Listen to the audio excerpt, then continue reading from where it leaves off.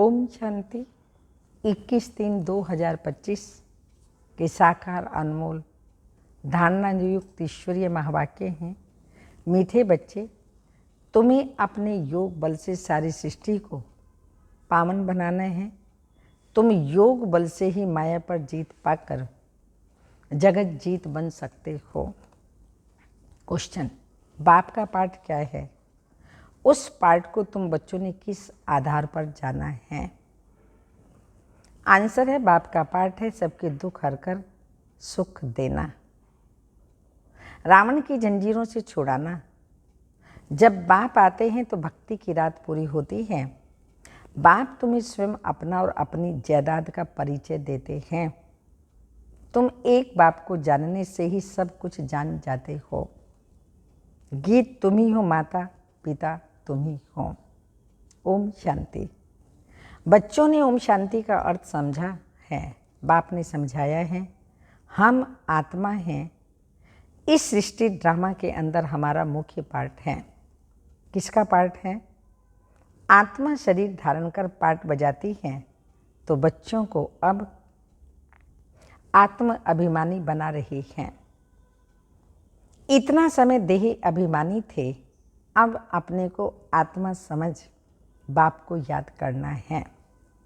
हमारा बाबा आया हुआ है ड्रामा प्लान अनुसार। बाप आते ही हैं रात्रि में। कब आते हैं उसकी तिथि तारीख कोई नहीं है। तिथि तारीख उनकी होती है जो लौकिक जन्म लेते हैं। यह तो परलौकिक बाप है, इनका लौकिक जन्म नहीं है। श्री कृष्ण की तिथि तारीख समय आदि सब देते हैं। इनका तो कहा जाता है दिव्य जन्म। शिव बाबा का अवतरण होता है, दिव्य जन्म अलौकिक जन्म होता है, इसलिए तिथि तारीख नहीं। जब रात अर्थात घोर अंधियारा होता है तब मैं आता हूँ। पाप इसमें प्रवेश करते हैं। ये बेहद का ड्रामा है। उसमें आधा कल्प है रात अर्थात घोर अंधियारा, तब मैं आता हूँ। तिथि तारीख कोई नहीं। इस समय भक्ति भी तमोप्रधान है। आधा कल्प बेहद का दिन। बाप खुद कहते हैं मैंने इनमें प्रवेश किया है। गीता में है भगवानो वाच्य, परंतु भगवान मनुष्य को नहीं कह सकते, हो ही नहीं सकता। श्री कृष्ण भी दैवी गुणों वाला है। ये मनुष्य लोक है, ये देवलोक नहीं है। गाते भी हैं ब्रह्मा देवताए नमः, शंकर देवताए नमः, विष्णु देवताए नमः। वह है सूक्ष्म वतन वासी। तो बच्चे जानते हैं वहाँ हड्डी मांस नहीं होता। वह है सूक्ष्म सफ़ेद छाया। जब मूल वतन में है तो आत्मा को न सूक्ष्म शरीर छाया वाला है और न हड्डी वाला है। इन बातों को कोई भी मनुष्य मात्र नहीं जानते। बाप ही आकर सुनाते हैं, ब्राह्मण ही सुनते हैं और कोई नहीं सुनते। ब्राह्मण वर्ण होता ही है भारत में। वह भी तब होता है जब परम पिता परमात्मा प्रजापिता ब्रह्मा द्वारा ब्राह्मण धर्म की स्थापना करते हैं। अब इनको रचता भी नहीं कहेंगे। नई रचना कोई रचते नहीं है, सिर्फ रिजुनेट करते हैं।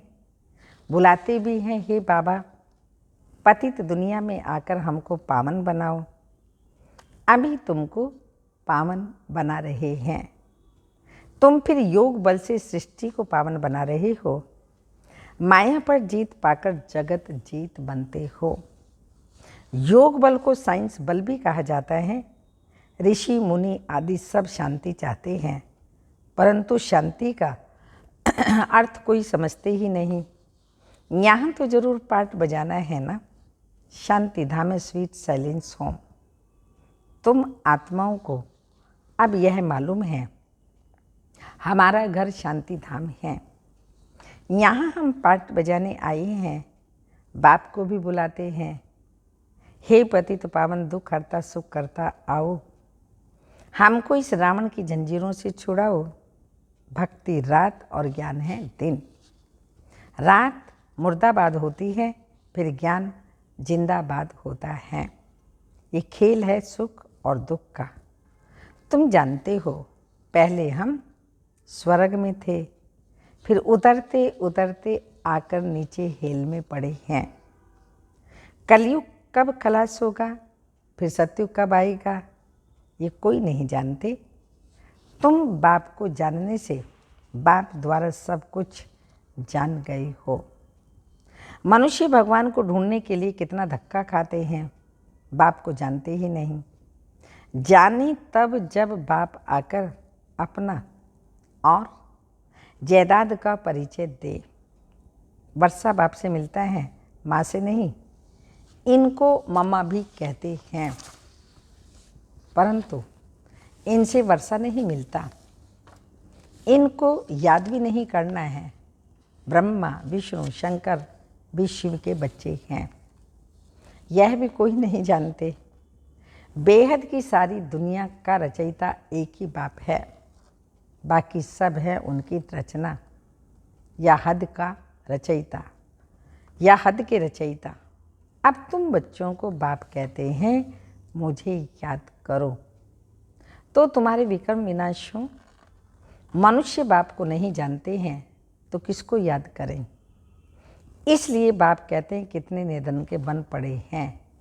यह भी ड्रामा में नोंद है। भक्ति और ज्ञान दोनों में सबसे श्रेष्ठ कर्म है दान करना। भक्ति मार्ग है, ईश्वर अर्थ दान करते हैं। भक्ति मार्ग में ईश्वर अर्थ दान करते हैं। किस लिए? कोई कामना तो जरूर रहती है। समझते हैं जैसा कर्म करेंगे वैसा फल दूसरे जन्म में पाएंगे। इस जन्म में जो करेंगे उसका फल दूसरे जन्म में पाएंगे, जन्म जन्मांतर नहीं पाएंगे। एक जन्म के लिए फल मिलता है। सबसे अच्छे से अच्छा कर्म होता है दान। दानी को पुण्य आत्मा कहा जाता है। भारत को महादानी कहा जाता है। भारत में जितना दान होता है उतना और कोई खंड में नहीं। बाप भी आकर बच्चों को दान करते हैं, बच्चे फिर बाप को दान करते हैं। कहते हैं बाबा आप आएंगे तो हम अपना तन मन धन सब आपके हवाले कर देंगे। आप बिगर हमारा कोई नहीं। बाप भी कहते हैं मेरे लिए तुम बच्चे ही हो। मुझे कहते हैं हेवनली गॉड फादर, अर्थात स्वर्ग की स्थापना करने वाला। मैं आकर तुमको स्वर्ग की बादशाही देता हूँ। बच्चे मेरे अर्थ कुछ दे देते हैं। बाबा सब कुछ आपका है। भक्ति मार्ग में भी कहते थे बाबा ये सब कुछ आपका दिया हुआ है। फिर वह चला जाता है तो दुखी हो जाते हैं। वह है भक्ति का अल्पकाल का सुख। तो बाप समझाते हैं भक्ति मार्ग में तुम मुझे दान पुण्य करते हो इनडायरेक्ट, उसका फल तो तुमको मिलता रहता है। अब इस समय मैं तुमको कर्म अकर्म विकर्म का राज बैठ समझाता हूँ। भक्ति मार्ग में तुम जैसे कर्म करते हो उसका अल्पकाल सुख भी मेरे द्वारा तुमको मिलता है। इन बातों का दुनिया में किसी को भी पता नहीं है। बाप ही आकर कर्मों की गति समझाते हैं। सतयुग में कभी कोई बुरा कर्म करते ही नहीं। सदैव सुख ही सुख है। याद भी करते हैं सुख धाम स्वर्ग को। अभी बैठे हैं नरक में, फिर भी कह देते हैं फलाना स्वर्ग पधारा। आत्मा को स्वर्ग कितना अच्छा लगता है। आत्मा ही कहती है ना फलाना स्वर्ग पधारा। परंतु तमो प्रधान होने कारण उनको कुछ पता नहीं पड़ता था कि स्वर्ग क्या है, नरक क्या है। बेहद का बाप कहते हैं तुम सब कितने तमो प्रधान बन गए हो। ड्रामा को तो जानते ही नहीं। समझते भी हैं कि सृष्टि का चक्र फिरता है तो जरूर हो बहू फिरेगा ना। वह सिर्फ कहने मात्र कह देते हैं। अभी यह संगम युग है। इस एक ही संगम युग का गायन है। आधा कल्प देवताओं का राज्य चलता है, फिर वह राज्य कहाँ चला जाता, कौन जीत लेते हैं, यह भी किसी को पता नहीं है। बाप कहते हैं रावण जीत लेता है। उन्होंने फिर देवताओं और असुरों की लड़ाई बैठ दिखाई है।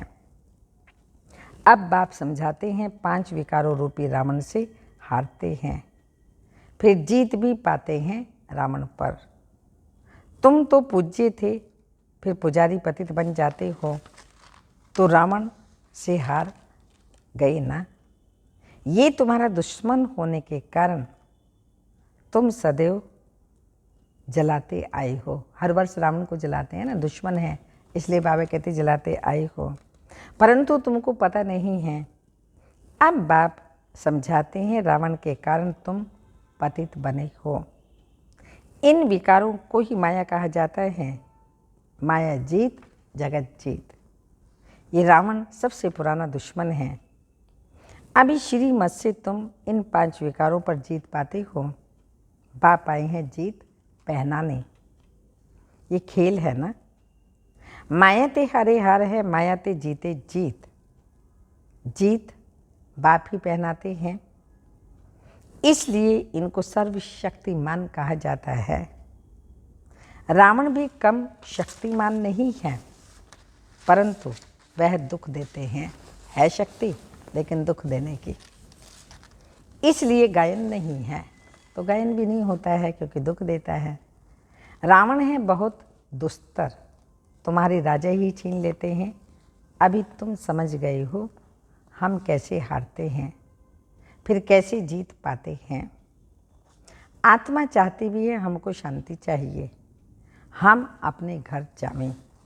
भक्त भगवान को याद करते हैं, परंतु पत्थर बुद्धि होने कारण समझते नहीं हैं। भगवान बाबा है, तो बाप से जरूर वर्षा मिलता होगा, मिलता भी जरूर है, परंतु कब मिलता है फिर कैसे गंवाते हैं यह नहीं जानते। बाप कहते हैं मैं इस ब्रह्मा तन द्वारा तुमको बैठ समझाता हूँ, मुझे भी ऑर्गन्स चाहिए ना। मुझे अपनी कर्म इंद्रियाँ तो है नहीं, सूक्ष्म वतन में भी कर्म इंद्रियाँ हैं, चलते फिरते जैसे मूवी बाइस्कोप होता है। यह मूवी टॉकी बाइस्कोप निकले हैं, तो बाप को समझाने में सहज होता है। उन्हों का है बाहुबल और तुम्हारा है योग बल। वह 2 भाई भी अगर आपस में मिल जाएं तो विश्व पर राज्य कर सकते हैं, परंतु अभी तो फूट पड़ी हुई है। तुम बच्चों को साइलेंस का शुद्ध घमंड रहना चाहिए। तुम मनमना भाव के आधार से तो साइलेंस द्वारा जगत जीत बन जाते हो, वो साइंस घमंडी। तुम साइलेंस घमंडी अपने को आत्मा समझ बाप को याद करते हो। याद से तुम तमो प्रधान बन जाएंगे। बहुत सहज उपाय बताते हैं। तुम जानते हो शिव बाबा आए हैं हम बच्चों को फिर से स्वर्ग का वर्षा देने। तुम्हारा जो भी कलयुगी कर्म बंधन है, बाप कहते हैं उसको भूल जाओ। 5 विकार भी मुझे दान में दे दो। तुम जो मेरा मेरा करते आई हो, मेरा पति, मेरा फलाना, ये सब भूलते जाओ। सब देखते हुए भी उनसे ममत मिटा दो। ये बात बच्चों को ही समझाते हैं जो बाप को जानते ही नहीं। वह तो इस भाषा को भी समझ न सके, तो बाप आकर मनुष्य से देवता बनाते हैं। देवताएं होते ही सतयुग में हैं, कलयुग में होते हैं मनुष्य। अभी तक उनकी निशानियां अर्थात चित्र हैं। मुझे कहते हैं पतित पावन। मैं तो डिग्रेड होता ही नहीं हूँ। तुम कहते हो हम पावन थे, फिर डिग्रेड हो पतित बने हैं। अब आप आकर पावन बनाओ तो हम अपने घर जाएं। यह है स्पिरिचुअल नॉलेज। अविनाशी ज्ञान रतन है ना, ये नई नॉलेज है। अभी तुमको ये नॉलेज सिखाता हूँ। रचयिता और रचना के आदि मध्य अंत का राज बताता हूँ। अभी यह तो है ही पुरानी दुनिया, इसमें तुम्हारे जो भी मित्र संबंधी आदि हैं, देही सहित सबसे ममत निकाल दो। अभी तुम बच्चे अपना सब कुछ बाप हवाले करते हो। बाप फिर स्वर्ग की बादशाही 21 जन्मों के लिए तुम्हारे हवाले कर देते हैं। लेन देन तो होती है ना। बाप तुमको 21 जन्मों के लिए राज्य भाग्य देते हैं। 21 जन्म 21 पीढ़ी गाई जाते हैं ना, अर्थात 21 जन्म पूरी लाइफ चलती है। बीच में कभी शरीर छूट नहीं सकता, अकाले मृत्यु होती नहीं। तुम अगर अमर बन जाते हो, तुम अमर बन जाते हो, अमरपुरी के मालिक बनते हो, तुमको कभी भी काल खा ना सके। अभी तुम मरने के लिए पुरुषार्थ कर रहे हो। बाप कहते हैं देह सहित देह के सब संबंध छोड़ एक बाप से संबंध रखना है। अब जाना ही सुख के संबंध में है। दुख के बंधनों को भूलते जाएंगे, ग्रस्त व्यवहार में रहते पवित्र बनना है। बाप कहते हैं मामी कम याद करो, साथ साथ दैवी गुण भी धारण करो। इन देवताओं जैसा बनना है ना। यह है एम ऑब्जेक्ट। ये लक्ष्मी नारायण स्वर्ग के मालिक थे। इन्होंने कैसे राज्य पाया, फिर कहाँ गए, ये किसी को पता नहीं है। अभी तुम बच्चों को दैवी गुण धारण करने हैं, किसी को भी दुख नहीं देना है। बाप है दुख हरता सुख करता, तो तुमको भी सुख का रास्ता सबको बताना है, अर्थात अंधों की लाठी बनना है। अभी बाप ने तुम्हें ज्ञान का तीसरा नेत्र दिया है। तुम जानते हो बाप कैसे पाठ बजाते हैं। अभी बाप जो तुमको पढ़ा रहे हैं, फिर यह पढ़ाई प्रलोप हो जाएगी। देवताओं में यह नॉलेज रहती ही नहीं है। तुम ब्रह्म मुख वंशावली ब्राह्मण ही रचता और रचना के ज्ञान को जानते हो, और कोई जान नहीं सकते। इन लक्ष्मी नारायण आदि में भी अगर यह ज्ञान होता तो परंपरा चला आता। वहाँ ज्ञान की दरकार ही नहीं रहती, क्योंकि वहाँ है ही सद्गति। अभी तुम सब कुछ बाप को दान देते हो, तो फिर बाप तुमको 21 जन्मों के लिए सब कुछ दे देते हैं। ऐसा दान कभी होता नहीं। तुम जानते हो हम सर्वंस देते हैं। बाबा ये सब कुछ आपका है, आप ही हमारे सब कुछ हो। तमेव मातश्च पिता तमेव बंधु सखा आदि आदि पाठ तो बजाते हैं ना। तो बच्चों को एडॉप्ट भी करते हैं, फिर खुद ही पढ़ाते हैं, फिर खुद ही गुरु बन सबको साथ ले जाते हैं। बाकी आत्मा, हाँ बाबा ने कहा साथ ले जाते हैं। कहते हैं तुम मुझे याद करो तो पावन बन जाएंगे, फिर तुमको साथ ले जाऊंगा। यह यज्ञ रचा हुआ है, यह है ज्ञान, शिव ज्ञान यज्ञ। इसमें तुम तन मन धन सब स्वाहा कर देते हो। खुशी से सब अर्पण हो जाता है, बाकी आत्मा रह जाती है। बाबा बस अब हम आपकी श्री मत पर चलेंगे। बाप कहते हैं गृहस्थ व्यवहार में रहते पवित्र बनना है। 60 वर्ष की आयु जब होती है तो वानप्रस्थ अवस्था में जाने की तैयारी करते हैं, परंतु वह कोई वापस जाने के लिए थोड़ी तैयार करते हैं। अभी तुम सतगुरु का मंत्र लेते हो, मन मना भव भगवानों वाच्य। तुम मुझे याद करो तो तुम्हारे विक्रम विनाश होंगे। सबको कहो आप सबकी वानप्रस्थ अवस्था हैं, शिव बाबा को याद करो। अब जाना है अपने घर। अच्छा, मीठे मीठे सिक्के लदे बच्चों प्रति माता पिता बाप दादा का याद प्यार। Good morning, diamond morning. रूहानी बाप की रूहानी बच्चों को नमस्ते। हम रूहानी बच्चों के रूहानी माता पिता बाप दादा को याद प्यार। गुड मॉर्निंग, डायमंड मॉर्निंग, ओम नमस्ते। धारणा के लिए मुख्य सार हैं कलयुगी सर्व कर्म बंधनों से बुद्धि से भूल, कर्म बंधनों को बुद्धि से भूल, 5 विकारों का दान कर आत्मा को सतो प्रधान बनाना है। एक ही साइलेंस के शुद्ध घमंड में रहना है। सेकंड पॉइंट, इस रुद्र यज्ञ में खुशी से अपना तन मन धन सब अर्पण कर सफल करना है। इस समय सब कुछ बाप हवाले कर 21 जन्मों की बादशाही बाप से ले लेनी है। वरदान। रोब के अंश का भी त्याग करने वाले स्वमानधारी पुण्य आत्मा भाव। स्वमानधारी बच्चे सभी को मान देने वाले दाता होते हैं। दाता अर्थात रहम दिल। उनमें कभी किसी भी आत्मा के प्रति संकल्प मात्र भी रोब नहीं रहता। ये ऐसा क्यों?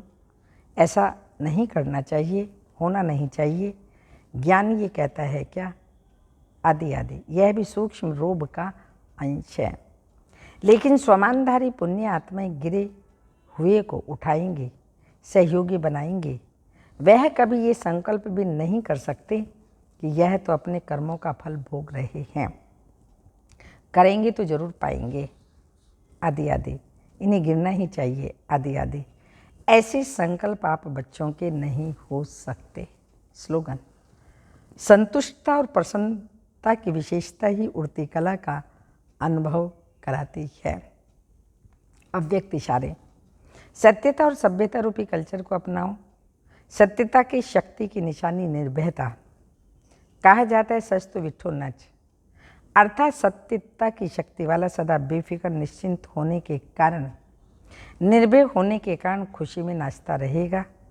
यदि अपने संस्कार व कल्चर कमज़ोर है तो वह कमजोरी ही मन की स्थिति को हलचल में लाती है। इसलिए पहले अपनी सूक्ष्म कमजोरियों को अविनाशी रुद्र यज्ञ में स्वाहा करो। ओम शांति।